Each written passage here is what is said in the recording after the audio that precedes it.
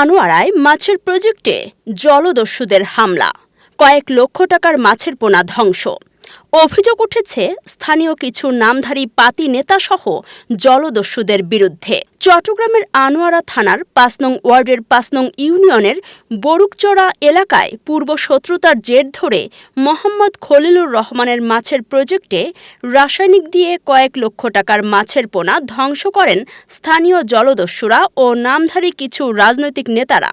গতকাল ২২ জুন সোমবার বিকালে এসব তথ্য জানান মোহাম্মদ খলিলুর রহমান। এ বিষয়ে মোহাম্মদ খলিলুর রহমানের কাছে জানতে চাইলে তিনি খবর 24-এর একান্ত সাক্ষাৎকারে বলেন, বিগত ২০০৭ সালে জায়গাটি আমার দখলে ছিল। এই জায়গাকে কেন্দ্র করে মামলা, হামলা ও জেল জুলুমের শিকার হতে হয়েছে আমাকে। তৎকালীন সময়ে মামলাটি সমাধান করার জন্য ৬ থেকে ৭ লক্ষ টাকা আমাকে জরিমানা দিতে হয়েছে। গত ৫ই আগস্টের পর থেকে প্রজেক্টটির কার্যক্রম পুনরায় শুরু করি। মাছের প্রজেক্টে প্রায় কয়েক লক্ষ টাকার মাছের পোনা ছেড়ে দিয়েছিলাম। গত ১৯ জুন শুক্রবার গভীর রাতে কে বা কাহারা আমার দুটি প্রজেক্টে রাসায়নিক দিয়ে প্রায় কয়েক লক্ষ টাকার মাছের পোনা ধ্বংস করেন। তিনি আরও বলেন, যারা এসব কাজ করেছে তাদের প্রত্যেককে আমি চিনি। তথ্য প্রমাণ না থাকায় তাদের বিরুদ্ধে আইনগত ব্যবস্থা নিতে একটু দেরি হচ্ছে। তবে পুরো তথ্য পেলে তাদের বিরুদ্ধে চট্টগ্রাম আদালতে একটি মামলা দায়ের করা হবে বলে জানান তিনি। আমার দুটি প্রজেক্ট, একটি প্রজেক্ট হচ্ছে আমার ৫ বছরের বন্দোবস্তি। এটা হচ্ছে এই প্রজেক্টের উত্তর পাশে। আর এই প্রজেক্টটি ২০০১ থেকে ২০০৭ সাল পর্যন্ত আমার দখলে ছিল। এর আগে আমার বড় মামার দখলে ছিল এই প্রজেক্টটি। আমার বড় মামার থেকে এখানে একটা স্থানীয় প্রভাবশালী মেম্বার ইব্রাহিমের হাতে ছিল। ইব্রাহিমের হাত থেকে মাস্টারের হাতে ছিল। মাস্টারের হাত থেকে ওই একটা প্রভাবশালী ৪ নম্বর ওয়ার্ডের ডাকাত মতুর হাতে ছিল। যখন ২০০১ সালে মিশরের ক্ষমতায় আসে, ওই ডাকাত মতুও চলে যায়। তখন আবার প্রজেক্টটা আমার দখলে পর্যন্ত ২০০৭-এ আসি আমাকে 1 লেভেলের সেনাবাহিনীর হাতে তুলে দেয় আওয়ামী লীগের কিছু কুখ্যাত সন্ত্রাসীরা। তখন আমি 11 সালে বাইরে হয়ে এই প্রজেক্টটা দেখতে এসে আমার ধান সহ সবগুলো তারা কেটে নিয়ে গেছিল। ২০১৪ সালে এই ধানের জমিনটাকে মাটি কাটে ব্রিক ফেলে মাটিগুলো বিক্রি করে ওই আওয়ামী লীগের সন্ত্রাসীর একটা টিম তারা দখল করে খাইছিল। দখল করে খাওয়ার পরে 16 সালে আসি আবার আমাকে এই প্রজেক্টে 18 টন মাছ মেরে একটি মামলা দেওয়া হয়েছিল। আমার সপরিবারে, আমার আত্মীয় স্বজন সহ, আমার ভাইবোনেরা সহ 8 জনকে আসামি করা হয়েছিল। তখন তৎকালীন মন্ত্রীর কাছে বৈঠক হয়েছিল। এটা মন্ত্রী সাহেবের কাছে আমরা এটা সিদ্ধান্ত দিয়েছিল, যারা সম্বন্ধিত হয়ে গেছিল, একটা সমাধান হয়েছিল। মন্ত্রীর হাতে সমাধান হওয়ার পরে এই প্রজেক্টের জন্য আমি 6 লক্ষ টাকা মামলাটা প্রত্যাহার করার জন্য 6 লক্ষ টাকা দিয়েছিলাম। থানাকে দিয়েছিলাম, তৎকালীন ওসি ছিল, আমার খেয়াল ছিল না। ওসি সাহেবকে দিয়েছিলাম 50,000, যারা মিডিয়ায় হচ্ছে তাদেরকে দিলাম 50,000, আর ওই বাদীরে দিয়েছিলাম 6 লক্ষ টাকা। ওই বাদীর নাম ছিল ডাকাত শুক্কুর। এখন কারা হামলা করছে এটা আমি জানি না। মাঝখানে ভরি তাদের সাথে আমার একটা দ্বন্দ্ব হয়েছিল এই 5 আগস্টের পরে। আমি যখন এই প্রজেক্ট দখল করি, ডাকাত শুক্কুর আমার বিরুদ্ধে একটা সেনাবাহিনী হাতে অভিযোগ দেয়। আমরা দুজন গিয়েছিলাম। সেনাবাহিনী বলছে, এই প্রজেক্টটা তুমি দখল করছো কেন? আমি বলছি, স্যার এটা আমি 2001 থেকে 2006 পর্যন্ত আমার দখলে ছিল। 5 আগস্টের পরে আবার আমি দখল করি। এখন এটা হাত জায়গা, তুমি কি বলে দখল করছো এটা? উনিও বলছে আমার কোনো ডকুমেন্ট নেই, এটা হাঁস হিসেবে আমি খাইছি। আমি খাওয়ার পরে এখন উনি দখল করে ফেলছে। তো সেনাবাহিনীর মেজরের নম্বর আমার তো এখনও আছে। সেনাবাহিনী বলছে, ঠিক আছে, তোমার আওয়ামী লীগের ক্ষমতায় ছিল, তুমি খাইছো। এখন খলিল যখন 5 আগস্টে এখন ইউনিট সরকার ক্ষমতায়, এখন হাত জায়গা উনি খাবে, এটা সরকারি জায়গা। অনুমানিক আপনার প্রজেক্টে কত লক্ষ টাকার মাছ আপনি ছেড়ে দিয়েছিলেন, যার বাজার মূল্য বড় হলে কত হতে পারে?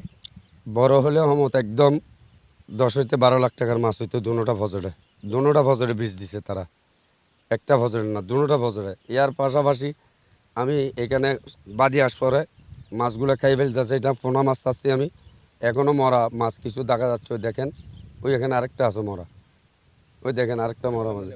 মুন্না ভাই এগুলো তখন ফোনার জন্য এখানে বাদে হাঁস পরে বোকা পরে আমার মাছগুলো খেয়ে ফেলতেছে। এখন আমি নেট দিছি, এই ফজরে দিছি, ওই ফজরে এখনও দিতে পারি নাই। আচ্ছা খলিল ভাই, আপনাকে কি কাউকে কোনো সন্দেহ হয় কিনা? আমার এখনো পর্যন্ত আমার সন্দেহ হলো আমি প্রকাশ করতে আসি না, যার কারণে এটা আমি হাতে নাতে আজকে মারতে আছে, কালকে মারতে আছে, আজকে কাটতে আছে, কালকে কাটতে আছে, একদিন না একদিন তাদের আমার হাতে পড়বে। পড়লে আমি এই মিডিয়ার মারফতে, এই নিউজের মারফতে এটা আমি দেশবাসীকে এবং প্রশাসনের মাধ্যমে আমি জানে লাগছি। আমাদের কিছু বর্তমান নেতারা ওরা চাচ্ছে এখানে এটা দখল করে নিয়ে যাবে, মানে আমার থেকে তারা আরও শক্তিশালী হয়ে মানে আমাকে এখান থেকে আউট করবে। বর্তমান আমাদের কিছু নেতা এখানে জড়িত আছে, এটা আমি আপনি এখন সর্বশেষ কি চাচ্ছেন? আমি চাচ্ছি এখন আমার মাছের প্রজেক্টটার একটা নিরাপত্তা চাচ্ছি। এখন আমি যদি এইভাবে এত টাকার মাছ, সরকারও তো বলতেছে মাছের চাষ করো, এই গাছের চাষ করো, বাঁশের চাষ করো, সরকার উন্নয়নের জন্য অনেক কিছু বলতেছে, তাহলে আমিও তো দেশের উন্নয়নের জন্য এই মাছের চাষগুলো করি। তাহলে যদি কি আমি এভাবে বিষ দিয়ে যদি আমার মাছগুলো মেরে ফেলা হয়, আমার ভিডিও ফুটেজ আছে এবং সব কতগুলো মাছ এগুলো আমি সব ভিডিও করে রাখছি এবং ছবি বানিয়ে রাখছি। আমি এটা সুস্থ বিশেষ চাচ্ছি, এই হচ্ছে আমার। সেক্ষেত্রে কি আপনি কোনো আইনগত ব্যবস্থা সন্দেহমূলক কাউকে করছেন কিনা? আমি এখনও কোনো আইনগত ব্যবস্থা নিই নাই। সামনের দিকে করুন। সামনের দিকে আশা করি আমি আইনে অনেক ব্যবস্থা নেওয়ার জন্য প্রস্তুতি নিচ্ছি। মাছ ফেলার পরও ছিলাম, ফেলার আগেও ছিলাম, এগুলো সব সাফ করছি, এগুলো গাছ ছিল সব সাফ করছি, অনেক মাছ ফেলাইছি।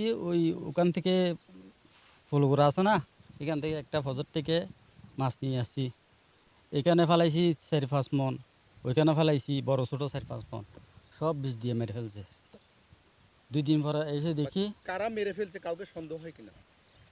আমি তো ওর সাথে কার সাথে গিয়েছে আমি তো বুঝি না, জানি না, আমি মরা দেখছি মাছ। তবে যে ব্যক্তি এই কাজটা করছে তাদের বিরুদ্ধে আপনাদের কোনো ব্যবস্থা নেওয়া থাকবে কিনা? হ্যাঁ, ইনশাল্লাহ যদি ধরতে পারি এটা ব্যবস্থা নিতে হবে।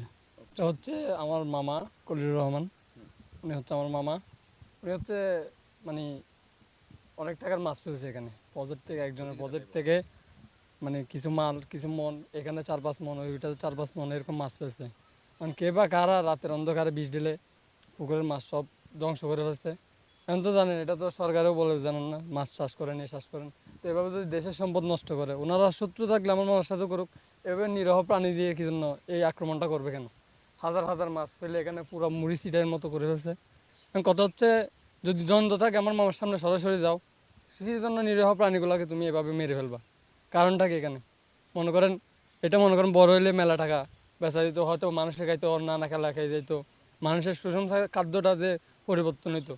এখন তো মনে করেন বীজ দিয়ে তো মারি ফেলছে, কী জন্য করবে এটার জন্য আমরা একটা মানে প্রতিবাদ চাইতেছি আর কি। আইনিগত ব্যবস্থা অবশ্যই নিব।